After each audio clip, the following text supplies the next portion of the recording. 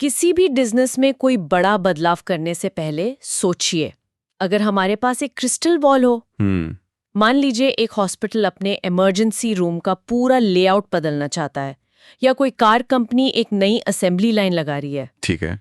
असल दुनिया में लाखों करोड़ों रुपए और महीनों का समय लगाने से पहले क्या हो अगर हम ये देख पाएं कि हमारा प्लान काम करेगा भी या नहीं। यही पर सिमुलेशन की दुनिया शुरू होती है। ये क्रिस्टल बॉल कोई जादू नहीं है, बल्कि ये पूरी तरह से डेटा और स्मार्ट मॉडलिंग पर चलती है। अच्छा। ये असल में भविष्य में झांकने का एक वैज्ञानिक तरीका है, जहां आप अपनी रणनीतियों को एक डिजिटल दुनिया में टेस्ट कर सकते हैं, वो भी बिना किसी असली दुनिया के रिस्क के। और आज हम इसी डिजिटल क्रिस्टल बॉल पर एक गहरी नजर डालने वाले हैं। हमारे पास Arena simulation modelling systems for strategic optimisation से जुड़े कुछ नोट्स और रिसर्च हैं। हमारा मिशन है ये समझना कि ये अरेना सिमुलेशन सॉफ्टवेयर आखिर है क्या, ये काम कैसे करता है, और क्यों बड़ी बड़ी कंपनियां अपने सबसे मुश्किल फैसले लेने के लिए इस पर भरोसा करती हैं। तो चलिए इसे खोलकर देखते हैं। बिल्कुल, चलिए शुरू करते हैं।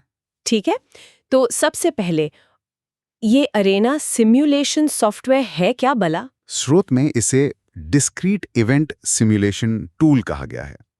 ये सुनने में तो बहुत भारी लगता है। हाँ, और ये शब्द सुनने में जितना भारी लगता है, इसका कॉन्सेप्ट उतना ही दिलचस्प है। ओके। डिस्क्रीट इवेंट का मतलब है कि ये सिस्टम को एक फिल्म की तरह लगातार नहीं देखता, बल्कि कह सकते हैं कि तस्वीरों के एक एल्बम की तरह दिखता है। एक सेकेंड, ये बात थोड़ी और समझाइए।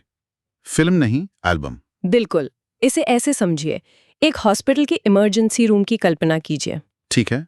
अरेना हर उस पल की एक फोटो खींचता है जब कुछ महत्वपूर्ण होता है, जैसे एक मरीज दरवाजे से अंदर आया, क्लिक।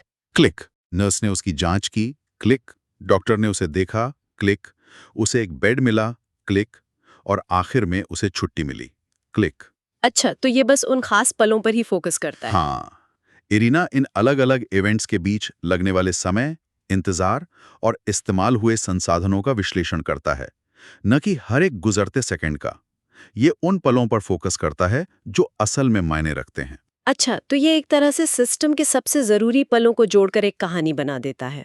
इसका मतलब है कि ये कंपनियां अंदाजे लगाने के बजाय अपने प्लान को लागू करने से पहले उसका एक पूरा डिजिटल ड्रामा देख सकती हैं। एकदम सही, ये एक डिजिटल रिहर्सल है। आप अपनी स्ट्रैटेजी को एक सेफ वर्चुअल माहौल में चलाकर देख सकते हैं और उसके असर को पहले ही माप सकते हैं। मतलब अगर हमने ऐसा किया तो क्या होगा? बिल्कुल, कोई भी बड़ा फैसला लेने से पहले ये जानने जैसा है। यहीं पर यह बात वाकई दिलचस्प हो जाती है।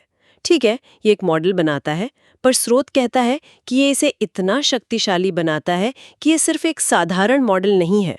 सही, तो इसकी असली ताकत कहाँ है? जो बात मुझे सबसे ज्यादा हैरान कर रही है वो ये है कि ये भविष्य का अनुमान कैसे लगाता है। क्या ये सिर्फ औसत पर काम करता है, या ये असल दुनिया की तरह अप्रत्याशित चीजों को भी मॉडल कर सकता है, जैसे अचानक किसी मशीन का खराब हो जाना? बहुत अच्छा सवाल है, और यहीं अरीना की असली खूबी सामने आती है। ये सिर्फ औसत पर काम नहीं करता। अच्छा। आप इसमें असल दुनिया की अनिश्चितताओं को भी डाल सकते हैं, जिसे हम स्टोकेस्टिक एलिमेंट्स कहते हैं। स्टोकेस्टिक मतलब रैंडम चीजें? हाँ, मतलब आप मॉडल को बता सकते हैं कि एक मशीन 95% समय ठीक चलती है, लेकिन 5% चांस है कि वो कभी भी खराब हो सकती है। या मरीजों का आना एक जैसा नहीं है, सुबह 10 बजे ज्यादा भीड़ होती है और दोपहर 3 बजे कम। ये इन सभी वेरिएबल्स को ध्यान में रख के हजारों बार सिमुलेशन चलाता है और आपको बताता है कि सबसे अच्छी, सबसे बुरी और सबसे संभावित स्थिति क्या हो सकती है। वाह, तो ये सिर्फ एक सीधी लाइन में नहीं सोचता, ये असल दुनिया की उथल-पुथल को समझता है। बिल्कुल। और स्रोत के मुताबिक इसका एक सबसे बड़ा फायदा है सिस्टम की कमजोरियों यानी बॉटलनेक्स या अड़चनों को पकड़ना। बिल्कुल, और दिलचस्प बात यह है कि स्रोत बताता है कि अड़चन मतलब बॉटलनेक हमेशा सबसे धीमी मशीन नहीं होती। क्या? हाँ, कई बार सिस्टम में सबसे तेज मशीन ही असली समस्या होती है, क्योंकि वो इतना ज्यादा काम आगे फेंक देती है कि बाकी सिस्टम जाम हो जाता है। रुको, ये तो उल्टा है। सबसे तेज मशीन प्रॉब्लम कैसे हो सकती है? अरीना इसी तरह की छिपी हुई समस्याओं को उजागर करता है, जिन्हें नंगी आंखों से देखना लगभग नामुमकिन है। ये आपको दिखाता है कि आपकी फैक्ट्री में असली जाम कहाँ लगा हुआ है, जो शायद वहां हो जहां आप सोच भी नहीं सकते। ये तो कमाल की बात है। मैं हमेशा सोचती थी कि बॉटलनेक का मतलब बस सबसे धीमा हिस्सा होता है। ये तो सोचने का पूरा नजरिया ही बदल देता है। सही कहा। और जाया है, अगर हमें पता चल जाए कि असली प्रॉब्लम कहाँ है, तो हम अपने संसाधनों को बेहतर तरीके से इस्तेमाल कर सकते हैं। हाँ, और ये सिर्फ पैसे बचाने के बारे में नहीं है, बल्कि संसाधनों को स्मार्ट तरीके से लगाने के बारे में है। जैसे? सोचिए, एक कॉल सेंटर सिमुलेशन चलाता है और पाता है कि ज्यादातर ग्राहक दोपहर 2 से 4 बजे के बीच कॉल करते हैं। अब वो अपने ज्यादातर एजेंट्स को उसी शिफ्ट में रख सकते हैं, बजाय इसके कि सुबह खाली बैठे रहें और दोपहर में ग्राहकों को इंतजार करना पड़े। अरीना आपको बताता है कि आपके पास जो लोग, मशीनें और पैसा है, उसका सबसे अच्छा इस्तेमाल कैसे और कहाँ किया जाए। लेकिन एक रिहर्सल उतनी ही अच्छी होती है जितना उसका एक्टर। क्या ये मॉडल सच में इंसानी व्यवहार की भविष्यवाणी कर सकता है? लोग हमेशा तार्किक रूप से काम नहीं करते। क्या होगा अगर कोई कर्मचारी तनाव में आके गलती कर दे? क्या सिमुलेशन इन चीजों को ध्यान में रख सकता है? ये एक बहुत महत्वपूर्ण पॉइंट है। अरीना सीधे सीधे किसी कर्मचारी के मूड या तनाव को मॉडल नहीं कर सकता, लेकिन ये इंसानी व्यवहार के नतीजों को जरूर मॉडल कर सकता है। जैसे आप मॉडल में ये डाल सकते हैं कि अगर काम का दबाव 80% से ज्यादा हो, तो गलतियां होने की संभावना 10% बढ़ जाती है। अच्छा, तो ये सीधे भावनाओं को नहीं बल्कि उनके कारण होने वाले एक्शन को सिमुलेट करता है। बिल्कुल। ये क्या होगा अगर वाले सवालों के जवाब देने के लिए बनाया है। क्या होगा अगर हम एक नई मशीन लगा दें, या क्या होगा अगर हम अपने कर्मचारियों की संख्या 10% बढ़ा दें। तो इस तरह के हजारों सवालों के जवाब आपको असल पैसा खर्च करने से पहले ही मिल जाते हैं। एकदम। तो कुल मिलाकर इसका मतलब ये है कि फैसले अब पेट की फीलिंग या मुझे ऐसा लगता है पर नहीं, बल्कि ठोस डेटा और हजारों वर्चुअल प्रयोगों के नतीजों पर आधारित होते हैं। स्रोत इसे डेटा ड्रिवन डिसीजन सपोर्ट कहता है। ये आपको बहुत मजेदार और उपयोगी आंकड़े देता है, जैसे थ्रूपुट रेट और साइकिल टाइम। चलिए इन शब्दों को आसान बनाते हैं।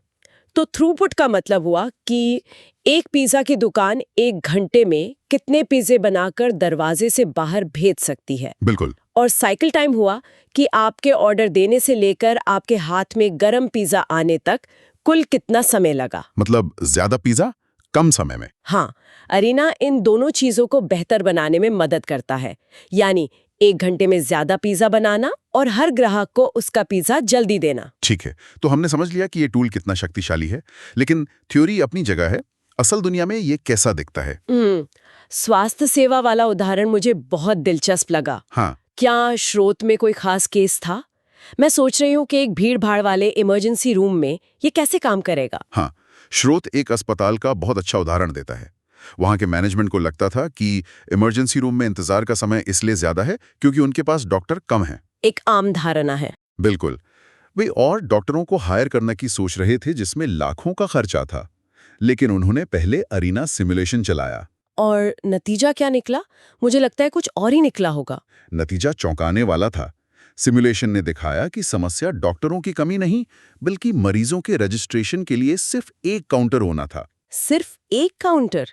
मतलब डॉक्टरों की कमी थी ही नहीं। जी हाँ, बिल्कुल नहीं।